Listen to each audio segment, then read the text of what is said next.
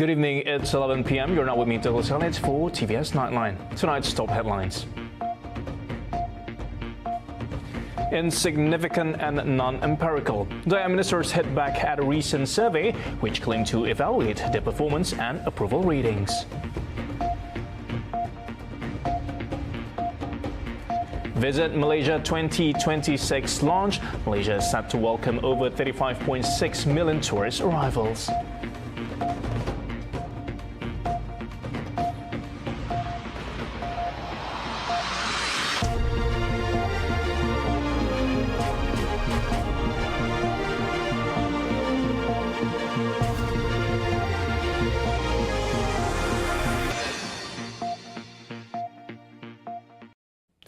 DAYAK ministers and deputy ministers are hitting back at a recent survey which claimed to evaluate their performance and approval ratings.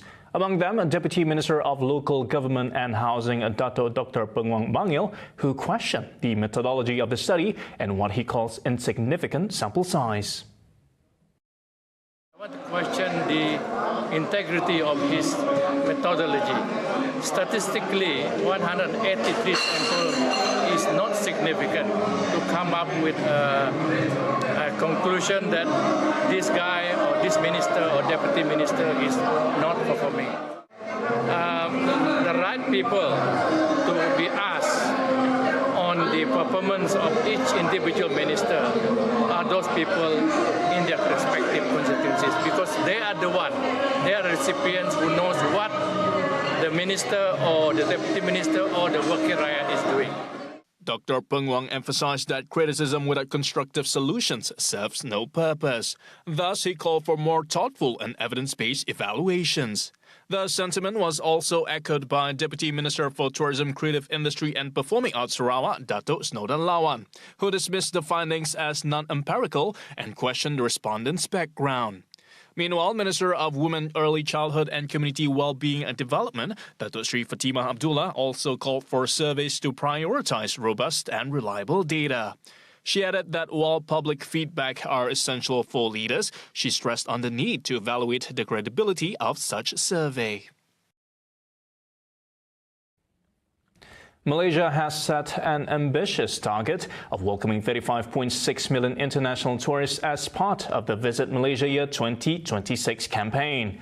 The program, launched today by Prime Minister Dato' Sri Anwar Ibrahim, is expected to generate over 147.1 billion ringgit in tourism receipts. Describing the target as ambitious but pragmatic, Anwar expressed confidence in the plan's potential to stimulate economic growth and benefit key industries. We aim to welcome 35.6 million tourists by 2026. Ambitious but very pragmatic and realistic plan. Because if we do achieve this, we'll be able to generate an expected revenue of 147.1 billion ringgit, and certainly the benefit, the ramifications to the various sectors, not only tourism, F&B, and related industries, would certainly benefit immensely from this success. The Prime Minister further stated that the campaign reflects Malaysia's commitment to sustainable tourism, focusing on environmental preservation and empowering local communities. Visit Malaysia Year 2026 campaign aims to position the country as a leading global travel destination while driving economic growth and enriching visitor experiences.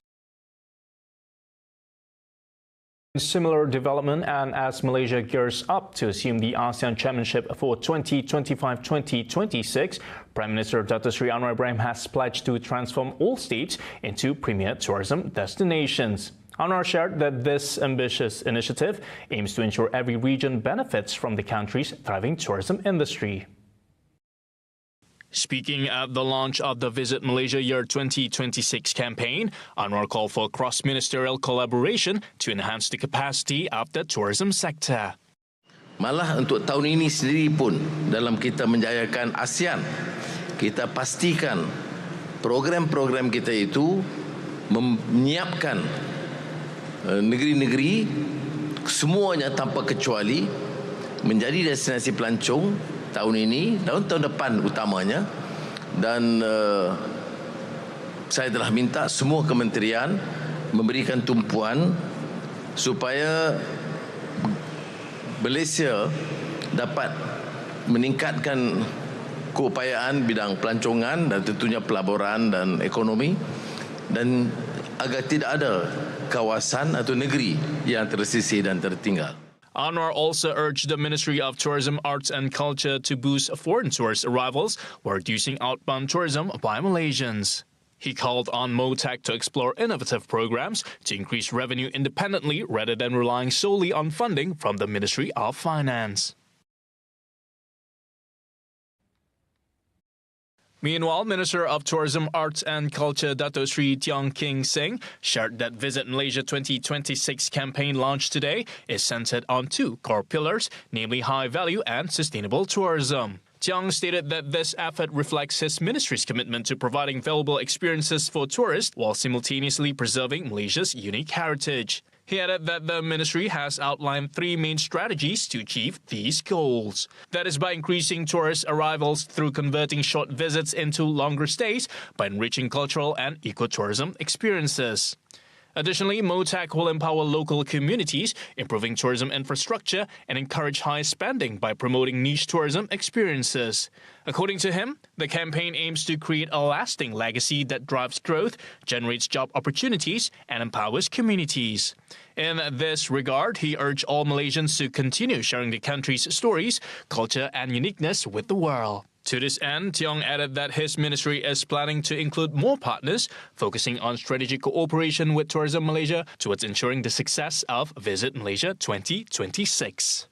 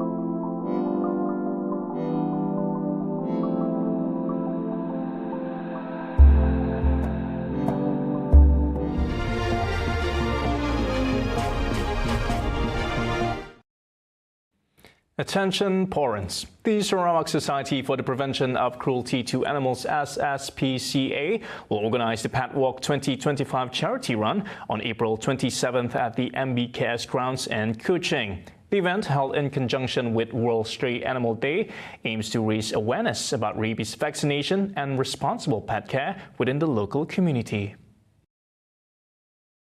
SSPCA President Datin Dona Drury Wee highlighted that Pet Walk 2025 also serves as a platform to foster community connections while supporting animal welfare. So on behalf of Sarawak Society for the Prevention of Cruelty to Animals, SSPCA, we extend our heartfelt gratitude to the main organizers of this Pet Walk 2025, Pertubuhan Community Progressive Kuching. And this walk is set to take place in the month of April. And this is in part celebration for World Stray Animal Day. So this event not only highlights the plight of stray animals, but also serves as a powerful platform to unite our community in support of animal welfare. The event is supported by the Progressive Community Organization Kuching and features a 3-kilometer run starting at 6:45 a.m. from the MBKS grounds. Other highlights include free health checkups provided by the Kuching Health Department, pet food vendor exhibitions, and educational activities promoting animal welfare. Those interested in participating can register through the official website or scan the QR code before the March 23rd deadline. The recent commotion involving Palestinians at Wisma Transit Kuala Lumpur on Saturday will be discussed at the next cabinet meeting this Wednesday. Communications Minister Fahmi Fadzil said the cabinet is also expected to be briefed by Defence Minister Dr. Sri Muhammad Khalid Nordin on the latest updates of the incident. Mesyuarat Jemaah Menteri pada minggu ini sudah pasti akan mendapat maklumat terkini daripada Menteri Pertahanan. Dan dalam beberapa mesyuarat Jemaah Menteri yang lalu ada dibangkitkan aspek pemindahan ke premis yang baru. Setakat ini belum dimaklumkan kepada Jemaah Menteri, tapi saya pasti selepas mesyuarat hari Rabu akan ada sedikit update untuk rakan-rakan media. On Sunday, the Malaysian Armed Forces confirmed that the commotion involving Palestinians at WTKL, which occurred on Saturday afternoon and went viral on social media, stemmed from their wish to expedite their return to Palestine. A similar incident occurred in October last year, involving Palestinians expressing dissatisfaction over being housed at the transit center and the restrictions on their movement. Malaysia brought in 127 Palestinians, including 41 injured individuals affected by Israeli attacks in the Gaza Strip, for medical treatment on August 16 last year. The injured were treated at Tuanku Mizan Armed Forces Hospital, while their relatives were accommodated at WTKL.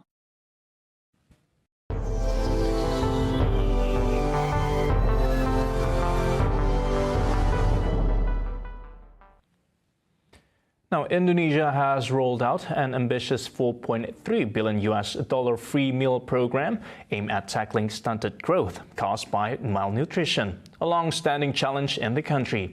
Indonesian President Prabowo Subianto says the initiative, a key election promise, will provide nutritious meals to tens of millions. At least 190 kitchens, some run by military bases, began operations at midnight, preparing and distributing meals to school children and pregnant women. Suka. Habis ke?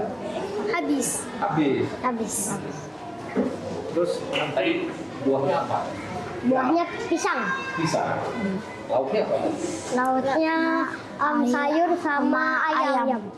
Each meal costs just 10,000 rupiah or 2 ringgit and 80 cents, but includes essential nutrients like rice, eggs, and vegetables. The government plans to serve almost 83 million people by 2029, aiming to reduce the stunting rate to just 5% by 2045. Kami berharapnya berpengaruh, karena dengan adanya program makanan bergizi, otomatis kan kebutuhan setiap anak itu sudah tercover, gitu kan. Jadi standar gizi yang sudah distandarkan itu memang betul-betul akan dinikmati oleh anak-anak sesuai dengan kebutuhan dan kalori yang diperlukan anak-anak, terutama untuk anak SD. However, some experts are skeptical about the program's sustainability. Nutritionist Tan Shot Yen highlights the need for robust monitoring and once again relying on processed foods like instant noodles.